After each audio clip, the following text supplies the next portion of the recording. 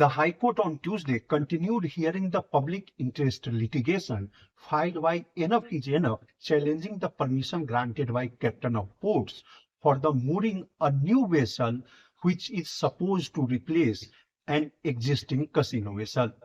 During the hearing on Tuesday, the respondent casino company contended that it has all the permission from the competent authority, including the consent to establishment granted by the Goa State Pollution Control Board. The respondent casino company further contended that let them allow to anchor the vessel in the river Mandvi, and later in the month of June, means after the summer vacation, the High Court can continue hearing the petition on merit.